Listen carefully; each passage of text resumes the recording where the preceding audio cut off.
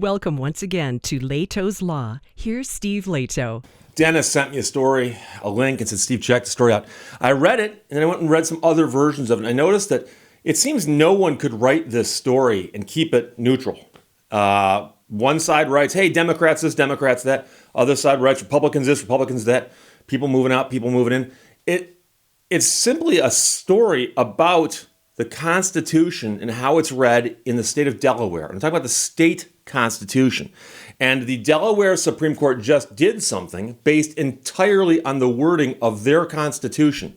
Now, it is a politically potential hot topic, but I personally think it's pretty straightforward. So I'm going to tell you right now, the Delaware Supreme Court just struck down the new voter registration laws that have been passed in Delaware. So the legislature in Delaware had passed some laws, and they got signed into law and all that. They went through the whole I'm just a bill on Capitol Hill thing, but the state version for Delaware. And that went up to the Delaware Supreme Court, who issued a 3-page opinion. 3 pages. Very, very simple opinion, okay? And so this all happened just the other day, and it was actually decided on October 7th.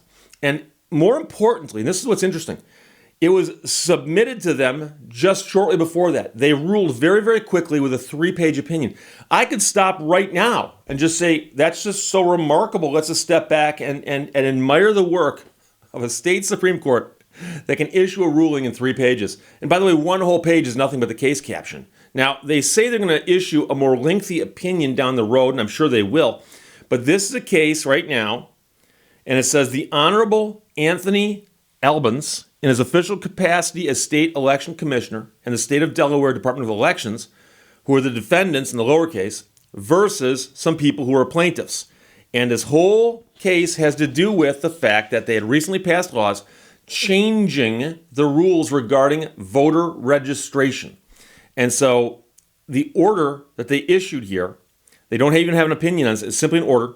It says the 7th day of October, 2022, the court has considered on an expedited basis the parties' briefs, the record on appeal, the argument of counsel, and it appears that they make 3 rulings.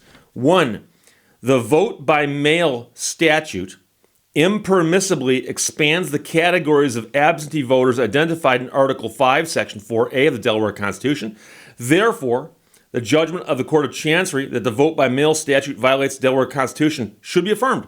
So a lower court had already said that the new vote by mail statute cannot be used. It's inappropriate and struck it down. Delaware Supreme Court agrees. Number 2, same-day registration statute conflicts with the provisions of Article 5, Section 4 of the Delaware Constitution. Consequently, the judgment of the Court of Chancery that the same-day registration statute does not violate the Constitution should be reversed. And again, we're talking about the state Constitution in Delaware. And then it says, number 3, the court enters this abbreviated order in recognition of the impending election scheduled for November 8th, and the Department of Elections' desire to mail ballots to voters by or around October 10th. A more formal opinion, fully explaining our views and the reasons supporting them, will issue in due course. By the way, this was a unanimous decision, and the mandate shall issue immediately. So this is an immediate court order, and it's the Supreme Court of the state of Delaware. Now, what we're going to get to here is what this is all about and why the court ruled the way they did. So, interestingly, like I said, I found all kinds of articles about this. And it just depends on which side of the aisle you're on, whether or not you think it's the worst ruling of all time or whether you think it's the greatest ruling of all time. But interestingly, and by the way, I'm not going to get into whether or not, in principle, we should make it easier for people to vote or not, okay? What I am going to get into, though, is the fact that the state of Delaware has a constitution. Most states, as far as I know, have constitutions. Michigan has got a constitution. So Delaware has a constitution. And the Constitution appears to mirror the way the federal Constitution is written. They have a description of the legislature and how that works, a description of the court system and how that works, a description of the executive office and how that works, then a description of how bills get passed and so on. And there is a section on voting. And the Delaware Constitution says specifically that the people of the state of Delaware have the right to vote as long as they meet certain criteria. And the question simply becomes, when a law gets passed, creating a broader vote by mail situation or same-day registration statutes? Is that something that can be done, or does it conflict with the Delaware Constitution? So the very first thing you do is you go look at the Delaware Constitution. Go, what does the Delaware Constitution say? And this is very straightforward. It's very straightforward. So with respect to vote by mail, they had a vote by mail statute, which was 15 Delaware Code, Chapter 56A, apparently.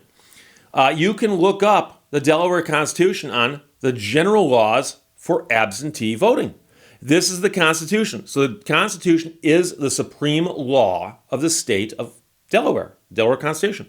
The General Assembly shall enact general laws providing that any qualified elector of the state duly registered who shall be unable to appear to cast his or her ballot at any general election at the regular polling place of the election district in which he or she is registered, either because of et cetera, et cetera. First thing you should notice there is it says the General Assembly shall enact general laws. So the Assembly has the right to pass laws about voting.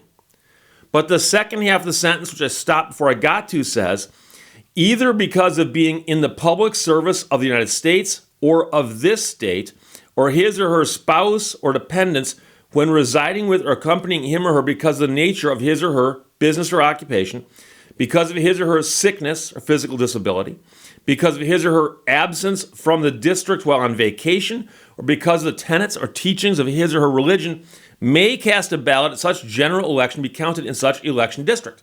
So it says that the state can pass further laws, the General Assembly can, to deal with absentee voting, but it has to be because of those things listed right there. Being in public service of the federal government or the state, his or her spouse residing with or accompanying him, same reason, because of his or her nature of business or occupation, because of sickness or physical disability, absence from the district, and so on. So it says these are the valid reasons for not voting in person, and the Delaware Assembly, General Assembly, can pass rules implementing that. They cannot implement a rule that gets around those exceptions.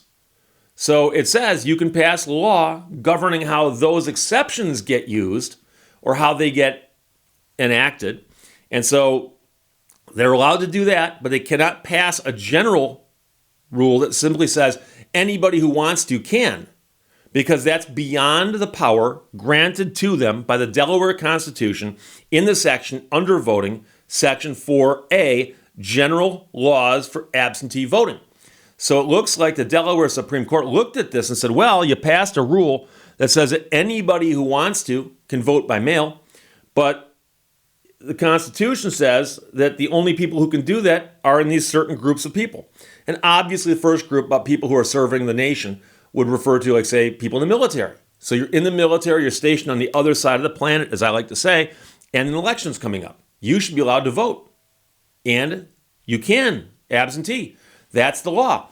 But you just woke up one morning and decided that you didn't feel like going in and voting in person, and you have no valid excuse according to the Constitution of Delaware. Well, unfortunately, the Constitution says you got to go in and vote. The second one, it says the same-day registration statute. Some states have recently passed rules and laws that say that you can register to vote up to and including the day of the election. Now, if a state does that and it actually does not run afoul of your state constitution, then that could be legal.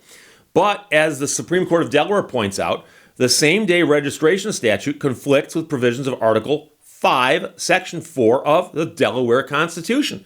So you go look up Article 5, Section 4, and it says the General Assembly shall enact uniform laws for the registration of voters in this state entitled to vote under this article. So you go, okay, the legislature has the power to enact uniform laws for the registration of voters. But you have to ask yourself, but does this come with any restrictions like the previous one that said, yeah, people can vote absentee and the General Assembly can work that out as long as they're in these select groups of people? What does the Constitution of Delaware say about, generally speaking, registration?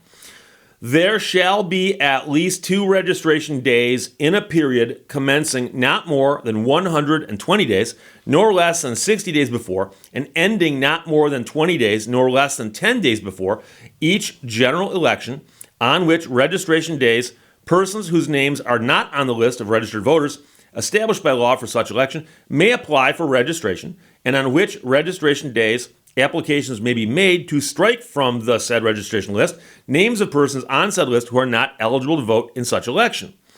And then it talks about what happens if there's a dispute over somebody being put on that list, whether they should be there or not.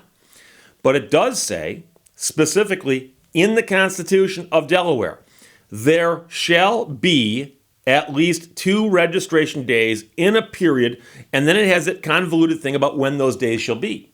But it's very, very specific.